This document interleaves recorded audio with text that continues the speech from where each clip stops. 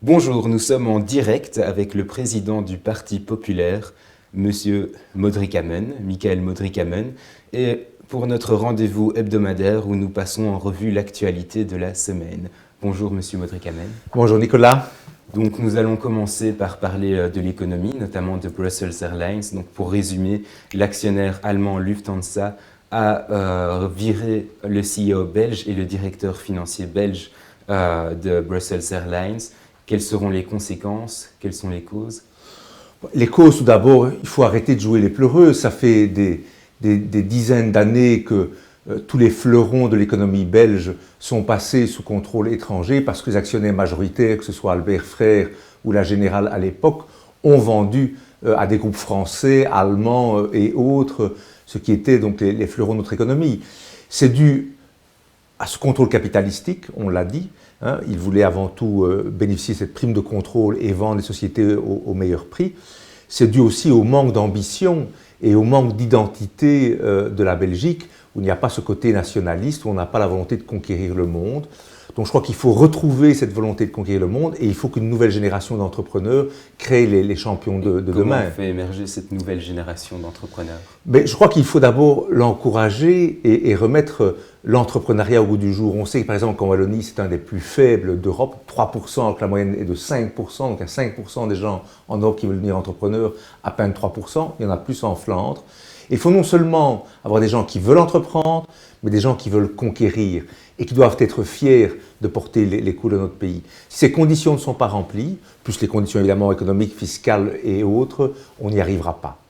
Donc il faut encourager l'entreprise et un esprit de conquête. Il y a un esprit de conquête mondial, comme il existe dans beaucoup de pays, et donc il faut changer en grande partie les mentalités, retrouver cette fierté d'être belge.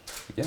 Parlons maintenant alors un peu de gouvernance. Donc Oui. cette semaine, Paul-Émile Mottard, le président socialiste de Publifin, a remis sa démission suite à l'envoi d'un rapport falsifié au gouvernement wallon et au Parlement wallon. Alors, cette démission laisse peut-être espérer une réforme en profondeur de Publifin, peut-être? Ça fait 1 an et demi qu'on en parle, de cette fameuse réforme en profondeur. Mais regardons, c'est quoi Publifin? Publifin, c'est l'exemple de toute la malgouvernance belge, politique et particulièrement en Wallonie.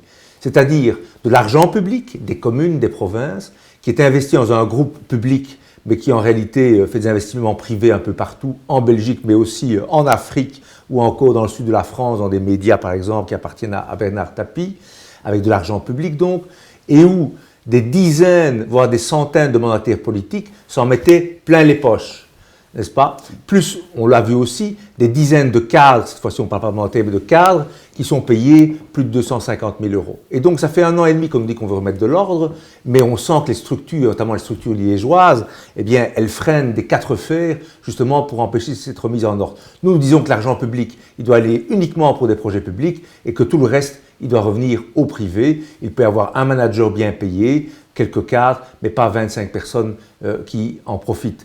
On a d'ailleurs là-dedans maintenant un administrateur qui est Bruno Berendorf, qui a demandé et obtenu la démission aussi de Mottard, qui fait de son mieux, mais il est tout seul face à 12 ou 13 autres administrateurs. Et surtout, on veut l'écarter de toutes les filiales où les décisions, notamment Netis, où les décisions sont prises, eh bien, il n'a pas été nommé là administrateur. On souhaite qu'il ne mette pas son nez dans les affaires des partis traditionnels du PS, du MR, du CDH et des colons. Alors, cette semaine, lundi, on a ouvert le procès de Salah Abdeslam. Donc, je rappelle que c'est pour les événements de la rue du Driss et pas pour l'attentat du 13 novembre 2015. Alors, mon silence, ma défense, c'est ses paroles. Il ne répond de ses actes que devant la loi de Dieu, d'Allah, pas des hommes. Je crois qu'on ne se rend pas compte que nous sommes en guerre. Parce que les actes qui ont été posés par des Salah Abdeslam, dans le cadre des attentats de Paris et autres, ces actes de guerre, on a tué 130, 140 citoyens innocents et il y a des centaines de blessés. Des actes de guerre commis avec des actes de guerre.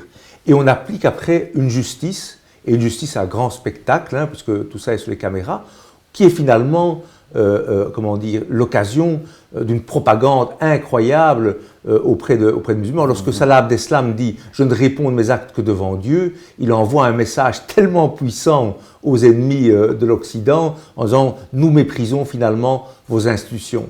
Donc je pense que si on est en guerre, on doit traiter ces gens non pas comme des justiciables, mais comme des ennemis de notre société et les éliminer. Et donc avec moins de médiatisation pour leur procès? Certainement, certainement. D'autant que bon, ce procès finalement, cette fusillade, il est accessoire. Il est accessoire par rapport au véritable procès qui aura lieu en France, du Bataclan et autres, des meurtres.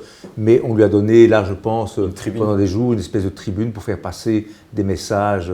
Donc je pense qu'on ne tient pas le bon bout dans la couverture, effectivement, médiatique de ce dossier. Et justement, lundi, alors que ce procès s'ouvrait, André Flau a dit, je cite, je lis, qu'il fallait rapidement promouvoir l'enseignement de l'arabe dans les écoles, et il a rajouté « c'est une question de respect et un pas de plus vers le vivre ensemble ».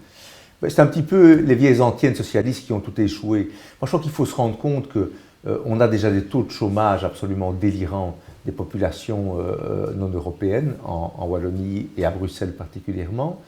Et notamment, un des reproches que l'on fait, c'est que ces populations sont peu éduquées et, par exemple, notamment, ne parlent pas, au moins, ou ne maîtrisent pas correctement une de nos langues nationales, le français, le néerlandais et l'anglais a fortiori, qui sont aujourd'hui indispensables si on veut un boulot.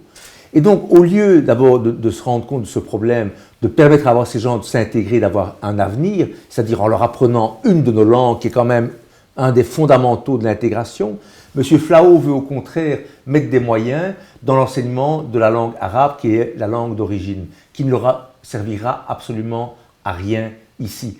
Je dirais qu'en plus maintenant, si on met l'accent sur l'aspect culturel, plutôt que de favoriser cette intégration justement de ces populations, c'est quelque part, pousser à les cantonner dans leur ghetto initial, le ghetto arabo-musulman. Donc c'est un très très mauvais message adressé par Flau dans la ligne des politiques PS qui ont été menées et qui nous ont menés jusqu'à présent à la catastrophe et au défaut d'intégration. Alors je vais me faire l'avocat du diable, mais un des arguments des socialistes était précisément de dire qu'actuellement il y a beaucoup de jeunes dans les banlieues qui vont à l'école arabe, où ils apprennent l'arabe en lisant les textes sacrés, et que ce serait une manière justement de leur permettre de renouer avec leurs origines sans passer par ce canal religieux qui est un vecteur de radicalisation potentielle. Et qu'est-ce qu'on veut? C'est qu'ils puissent mieux maîtriser l'arabe pour mieux lire les textes religieux.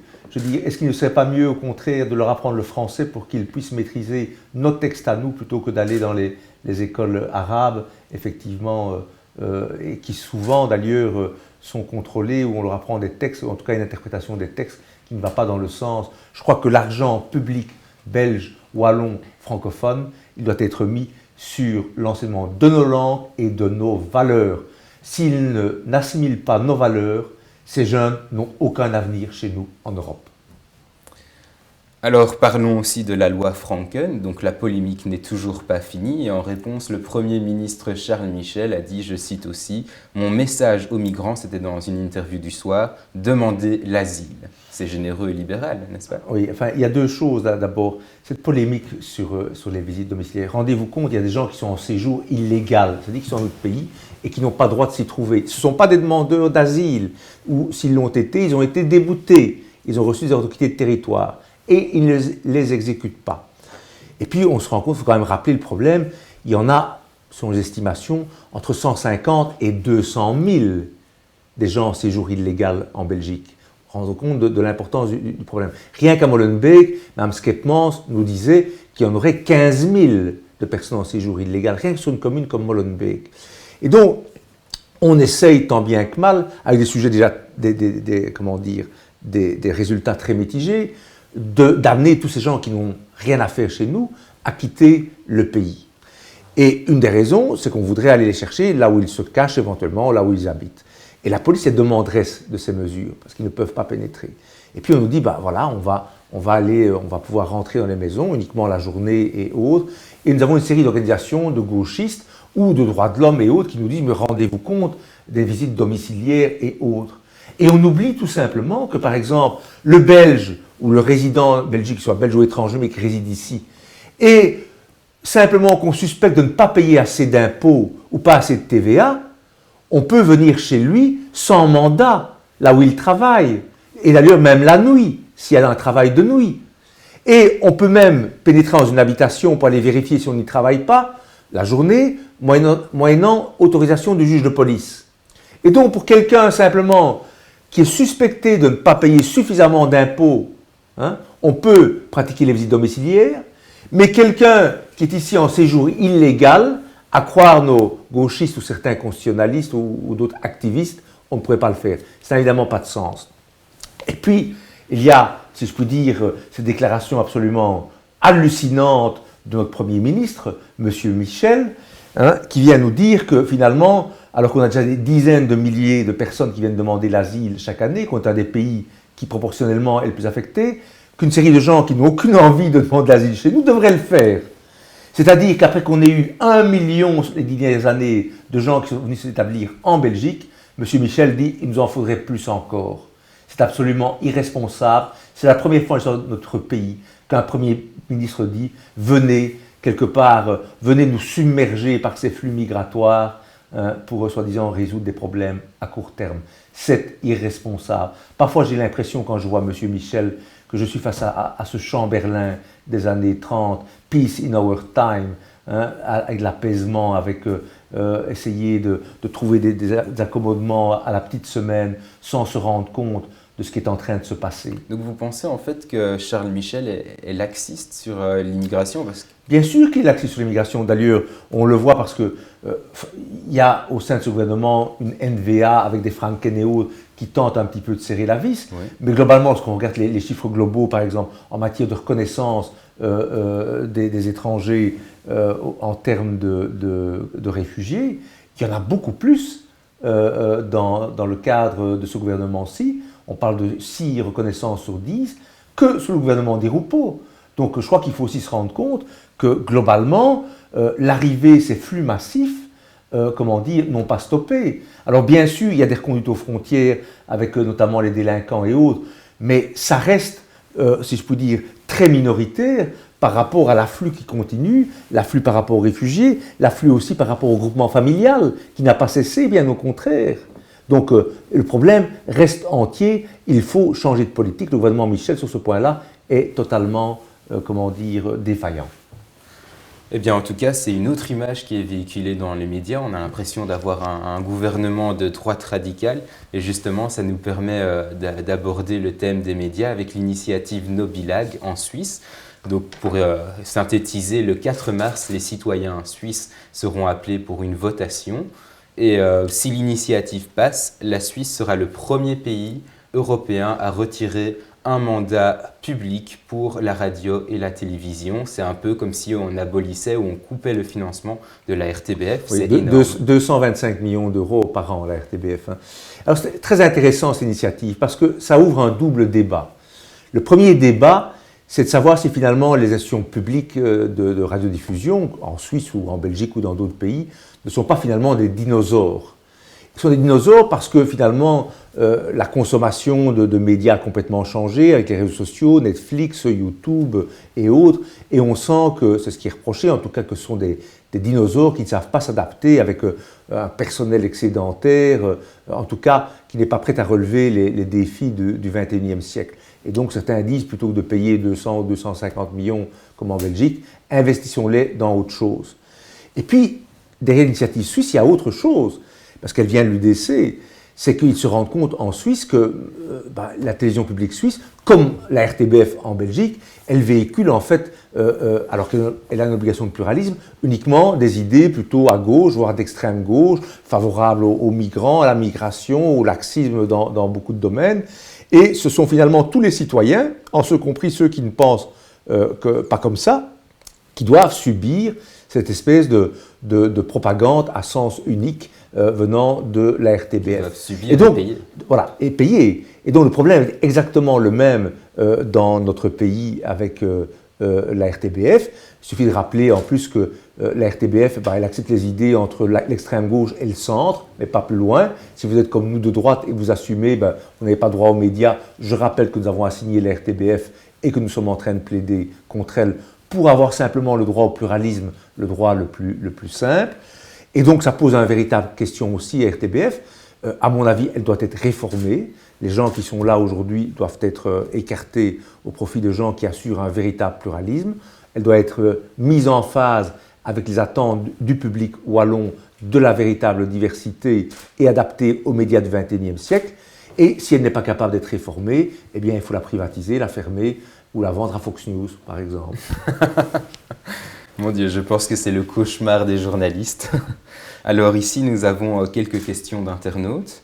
Alors une première question... Oui, je voudrais dire que je suis très heureux, on a reçu énormément de questions par email, on va essayer d'en répondre à une partie, parce qu'on a reçu au moins 50 à 60 questions, donc on va essayer de les trier et d'y répondre. Oui. Donc une première question un peu énervée. Comment un parti dont le président d'origine juive polonaise et le député d'origine italienne peut-il vomir autant de préjugés xénophobes et tolérer des commentaires racistes, xénophobes, islamophobes? Vous avez compris. Donc nous remercions M. Minizini pour sa question extrêmement positive, mais ça permet de recadrer un peu les choses. Le Parti populaire condamne toutes les formes de racisme, d'antisémitisme et de discrimination, quelles qu'elles soient. Chez nous, tout le monde est le bienvenu, quelle que soit sa couleur, sa religion ou son absence de religion. Ce que nous disons simplement, c'est que lorsqu'on est en Belgique, dans notre parti et a fortiori en Belgique, on doit être ici pour contribuer au bien-être commun et pour respecter nos valeurs, les équilibres qui sont en société, l'égalité entre les hommes et les femmes, le fait que la religion, c'est quelque chose de privé et qu'on ne vient pas emmerder les autres dans la sphère publique avec des revendications religieuses. Et donc, c'est ce que nous exigeons. Et pour le reste, notre parti, je l'ai toujours dit, je l'ai toujours répété, il est ouvert à tous. Et d'ailleurs, de fait, lorsque je le dis souvent, on voit nos têtes de liste de 2014, eh bien, nous avions des gens dans pratiquement chaque province ou région, tête de liste souvent, qui venaient de la diversité, presque tous. Parce que nous disons que lorsqu'on rencontre ces critères, on est les bienvenus. Et nous serons les premiers à lutter contre toutes les formes de racisme, d'antisémitisme, de discrimination. Alors, je sais bien qu'il y a parfois des commentaires désagréables sur les Facebook et autres, mais ils sont avant tout de la responsabilité des gens qui les professent et ils ne sont pas ceux du parti. Donc le parti cherche une compatibilité des valeurs, mais pas de la pureté raciale ou... Ça va de soi. Et comme M. Nidi le rappelle, moi-même je suis petit-fils d'un immigré juif polonais. M. Carcassi, il est fils d'immigrés italiens. Notre tête de liste dans Luxembourg, M. Ben Ali, qui est malheureusement décédé, était le fils du premier arabe à s'être installé à Dinan. Notre tête de liste à Bruxelles, sa mère était russe et son père d'origine syrienne, mais elle partage nos valeurs, Mme Hachimi. Notre numéro 2 à Liège, M. Karkassi, était une réfugiée boat people vietnamienne. Donc ça, c'est le Parti populaire et pas la caricature qu'on en fait. Donc nous sommes d'une fermeté totale sur les valeurs, sur une fermeté totale par rapport aux extrémistes qui veulent remettre en cause nos valeurs, notamment les fondamentalistes musulmans, qui mettent l'Occident sous attaque, la Belgique est sous attaque. Ça, nous serons fermes, mais nous serons tout aussi fermes dans la lutte contre les racismes, quels qu'ils soient. Alors ici, j'ai une question de Monsieur Tiscal. Comment lutter contre l'immigration de masse et que faire des Belges d'origine étrangère qui ne sont pas intégrés dans notre société? Alors, vous savez, bon, on ne va pas y répondre par la caricature, mais je voudrais simplement rappeler que pour nous, la politique, elle est très simple. D'abord, on veut fermer le robinet. On a dit 1 million de migrants les 10 dernières années. On est passé à presque 12 millions de personnes en Belgique. Enfin, on y va vers les 12 millions. 1 million de personnes, c'est évidemment excessif. Donc, ce que nous voulons faire, c'est fermer le robinet. Robinet, c'est quoi? C'est-à-dire les réfugiés. Nous disons les réfugiés, il faut les protéger, mais dans les safe zones en dehors d'Europe. Il faut arrêter de les faire venir ici. Il faut les protéger là-bas le temps que ça se calme. Les migrants économiques, ne pas les laisser arriver. C'est quand même une grande partie de migrants économiques qui se déclarent réfugiés venant d'Afrique et autres. Il faut les repousser vers les côtes africaines et ne pas les laisser pénétrer par centaines de milliers chaque année en Europe. Et puis encore la migration autorisée par le biais du regroupement familial. La Belgique est un des pays les plus laxistes en matière de regroupement familial, donc beaucoup de gens entrent. Là aussi, on veut réduire effectivement les conditions, enfin les rendre plus drastiques. Et puis, comme je le disais tout à l'heure, il y a environ 150 000 à 200 000 personnes qui sont ici en séjour illégal, qui doivent quitter la Belgique. Berlusconi en Italie, qui est favori dans les sondages, qui a annoncé que s'il est élu, il y a 600 000 personnes qui seront expulsées d'Italie. 600 000 d'Italie. Et il y en a certainement pas mal aussi chez nous hein, à renvoyer chez eux. Et puis, je voudrais quand même aussi souligner qu'en matière intra-européenne, lorsque vous êtes italien, vous êtes français et que vous êtes plus de 3 mois à charge de la sécurité sociale en Belgique, on peut vous renvoyer. Et on le fait. Parfois des gens qui sont ici, des Italiens, qui sont ici depuis 40 ans, 50 ans, et qui sont devenus à charge sociale et qu'on renvoie en Italie, qu'on expulse. Il faut savoir, les règles européennes, c'est ça. Et par contre, nous avons des centaines de milliers de personnes qui sont arrivées ici, venant hors d'Europe, et qui parfois sont à charge, et sont toujours restés à charge de la sécurité sociale belge, qui n'ont jamais contribué.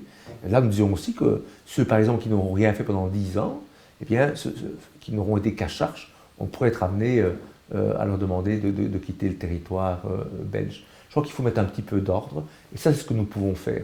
Par contre, il y a des gens qui viennent contribuer, qui respectent nos valeurs, qui viennent ici pour travailler, pas pour se servir. Eh bien, ceux-là, ils demeurent les bienvenus. Il peut y avoir une véritable immigration choisie, notamment de gens qui veulent venir contribuer. Il y a des ingénieurs, ou même des gens qui ne sont pas tout ça, mais qui sont prêts à travailler, qui apportent leur talent, leur énergie. Ce n'est pas une logique de mur, mais plutôt un tamis migratoire. Exactement, un tamis migratoire, et faire en sorte que des gens ne viennent pas ici simplement parce qu'on leur a dit que c'était l'Eldorado et que quand on s'est installé, eh bien, on avait les aides sociales et autres à disposition. Et je crois que c'est ce que les 2/3, voire même 3/4 de la population belge, en ce compris les nombreux étrangers qui sont venus ici et qui ont fait l'effort de travailler, de s'adapter, de contribuer, attendent d'un gouvernement belge responsable.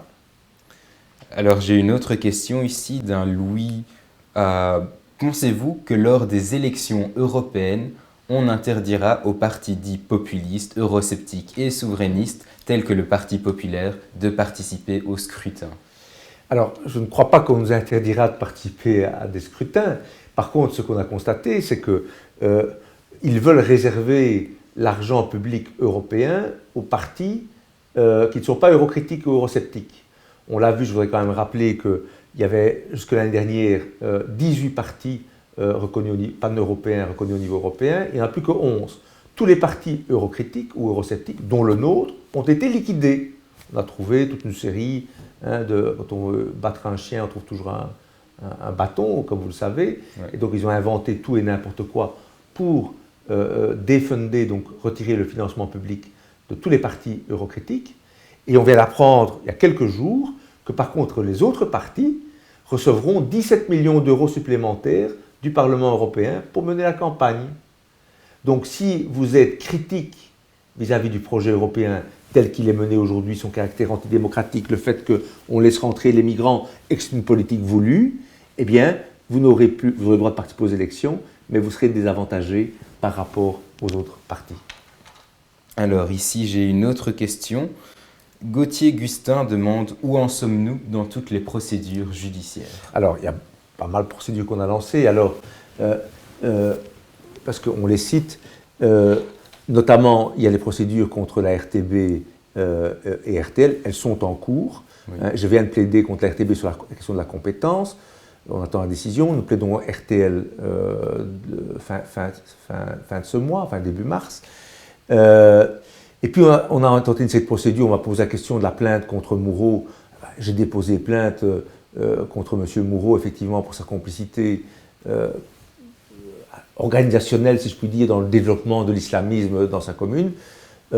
Voilà, c'est au parquet à diligenter. Moi, je ne suis pas juge d'instruction. Je crois que le parquet n'a jamais nommé juge d'instruction et que ce dossier, on l'a un petit peu mis de côté. Il faut bien regarder, mais je n'ai pas de moyen de les forcer à aller de l'avant, cette question. Il y avait également la question, vous savez qu'on a voulu lancer une opération main propre. J'ai déposé une plainte entre les mains juge d'instruction. Et là, très clairement, le juge d'instruction voulait investiguer, mais le parquet du Hainaut, le parquet et puis le parquet général ont estimé que le juge d'instruction ne devait pas pouvoir investiguer, notamment sur les partis traditionnels dans le Hainaut, que cette plainte... C'est énorme. Oui, c'est énorme. Ça s'est passé il y a quelques semaines, et donc on a indiqué, soi-disant, qu'un parti comme le nôtre et un mandataire public comme M. Behrendorff, qui se plaignait par rapport à Publifin, n'aurait soi-disant pas de qualité et intérêt pour agir. Le juge d'instruction estimait, il a fait un rapport en ce sens que la plainte était recevable et qu'il fallait aller de l'avant. Et le parquet fédéral, enfin le parquet général, ont bloqué. Et puis la chambre du conseil, la chambre des mises, ont décidé de bloquer définitivement cette enquête. Il faut le dire. Eh bien, être à la tête d'un parti outsider, ce n'est pas une balade de santé. Et ça nous mène vers une autre question, justement, ne serait-il pas plus simple de peser sur l'aile droite du MR plutôt que de mener le combat des idées avec votre parti populaire? Alors, je crois que le MR fait partie des partis traditionnels qui sont partie du système, et ce système, nous voulons le remettre en cause parce qu'il nous a menés là où nous sommes. C'est-à-dire en plus que, malheureusement, au niveau des cadres, en tout cas, le parti libéral est devenu au mieux un parti centriste. Il y a encore quelques égarés qui sont de vrais libéraux de droite. Je pense à Alain de Stex, mais le cher Alain, dès qu'il l'ouvre au sein de son parti, on lui tombe dessus à bras raccourcis. Et donc, je pense malheureusement que le MR n'est plus un vrai parti libéral ni un parti de droite. Il est, comme je disais, au mieux un parti centriste au niveau de ses cadres, pas au niveau de ses électeurs. Ses électeurs ont compris qu'ils sont orphelins au MR d'un vrai parti de droite et qu'ils ont plutôt intérêt à venir au Parti populaire. Donc je crois qu'à ce stade, on ne peut pas faire grand-chose pour le MR, que la Wallonie a besoin d'un parti qui remette en cause les structures, qui s'assume pleinement à droite, qui n'est pas à tenir compte des avis de M. Chastel, de M. Michel Père ou d'autres. Je rappelle que quelqu'un comme M. Michel Père, aux dernières élections, il estimait qu'il fallait voter pour Bernie Sanders aux États-Unis, qui est le candidat de l'extrême gauche. Ça en dit beaucoup sur le degré de glissement du MR vers autre chose. Quand je vois que M. Miller, qui est l'idéologue en chef du MR, est avant tout proche des idées de gauche, ou de beaucoup d'idées de gauche, et je crois que ça en dit beaucoup sur les dérives qu'a connues ce parti. Ça n'a plus rien à voir avec le parti de Jean Gol des années 80. Le seul parti de droite structuré, organisé, qui incarne les vraies valeurs libérales, de responsabilité, les vraies valeurs de conservatrice autour de la famille, autour des structures traditionnelles, autour de ce que nous sommes, notre identité, il n'y en a qu'un, c'est le Parti populaire. Et c'est pour avoir cette liberté que j'ai fondé le Parti populaire et que j'invite les gens à nous rejoindre, et pas être dépendant de toutes ces structures à côté. Ça a le mérite d'être clair. Alors ici, une dernière question d'un auditeur, Pierre Simonis. Bonjour, j'ai entendu dire que les migrants réfugiés créent des entreprises. Est-ce vrai? Si c'est vrai, est-ce avec des aides publiques, de l'argent public? Je pense qu'il y a toute une série d'initiatives qui ont été prises, effectivement, pour permettre à certains migrants de s'intégrer, de contribuer. J'ai envie de dire, attendez, le problème que des gens aient envie de s'intégrer, de développer un business, c'est plutôt positif. Pour ceux qui sont là, on va plutôt les encourager à le faire, plutôt que des assistants. Mais ça pose un autre problème, c'est de savoir que, et c'est qui rend fou beaucoup de Belges ou d'étrangers qui sont installés chez nous depuis très longtemps, c'est que parfois on a l'impression que les migrants se voient consacrer plus de droits et d'avantages que des gens qui sont ici, voilà. En termes d'avantages sociaux. Quand quelqu'un reçoit 1 200, 1 300 euros par mois, alors que des pensionnés qui ont cotisé toute une vie reçoivent parfois la moitié, je pense à certains indépendants, ça choque très très fort les gens. Voilà. Ça, c'est la réalité et c'est ce que nous voulons remettre en cause au niveau du Parti populaire. Eh bien, je prends encore une dernière question, ici de Thomas Hainaut. Vous avez récemment déclaré être ouvert d'esprit sur la question d'une alliance avec la NVA. Avez-vous déjà eu l'occasion d'en discuter? Et qu'en est-il des alliances éventuelles avec d'autres partis wallons? Alors, sur la NVA d'abord, ce qu'on a constaté au niveau du Parti populaire, c'est que nous sommes proches à bien des égards sur certaines positions de la NVA. Les migrants, la fermeté migratoire, même si on ne va pas assez loin. Le nucléaire, par exemple, où nous estimons qu'effectivement ce serait pure folie que de fermer les centrales en 2025, qui produisent encore aujourd'hui 58% de notre énergie. Si on les ferme, c'est le blackout. Si on ne prend pas les mesures maintenant de sécurité pour les maintenir encore peut-être 10 ou 15 ans, eh bien on sera en 2025 et tous les investissements de mise à niveau n'auront pas été faits. Donc sur ces points, Nous sommes en phase avec la NVA. Nous ne sommes pas flamands, nous ne sommes pas séparatistes, nationalistes, ça va de soi. Et nous disons que nous pourrions nous entendre dans un gouvernement avec eux qui irait beaucoup plus à droite.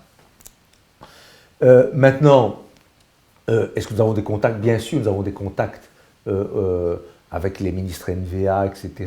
On ne négocie pas avec eux, soyons très clairs. Je crois qu'ils savent que nous sommes là, que nous existons, bien entendu.